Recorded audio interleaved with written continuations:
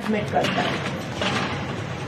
तिथे नुकत्याच बाळंतीण झालेल्या महिला आहेत आणि तिथे जेंट्सना ऍडमिट करतात. एक वेगळी सेपरेट रूम आहे जे तुमची ऑफ्थॅल्मॉलॉजीची, ती रिकामीच आहे. तिथे न ठेवता जेंट्सच्या रूममध्ये ऍडमिट करतायत, पहिली गोष्ट. दुसरी गोष्ट, तुम्ही ज्याला कॉन्ट्रॅक्ट दिलेला आहे साताऱ्याचा टेंडर जेवणाचं, त्याला बिल नसल्या भरल्यामुळे 1 महिना झाले ह्या ग्रामीण रुग्णालयामध्ये पेशंट्सना जेवणच मिळत नाहीये.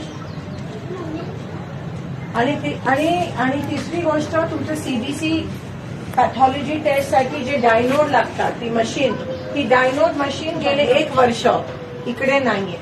मशीन आहे आणि डायनोड नाहीये त्याच्यामध्ये, आणि म्हणून सीबीसी इथे होत नाहीये. सीबीसी आउटसोर्स करावं लागतंय.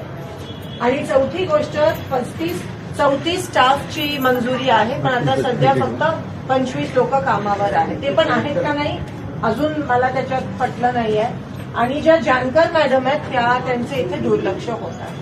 मी तुम्हाला सविस्तर पत्र पाठवते मॅडम. 1 आठवड्यात याची पूर्तता आपण करावी. मी परत या ठिकाणी येऊन बघणार आहे, नाहीतर मला मग दुसरं आणि मी आता स्वतः CSR मधून तुम्हाला डायनोज देते, 20,000चे 2 देते मी तुम्हाला. कारण का किती थांबणार आम्ही.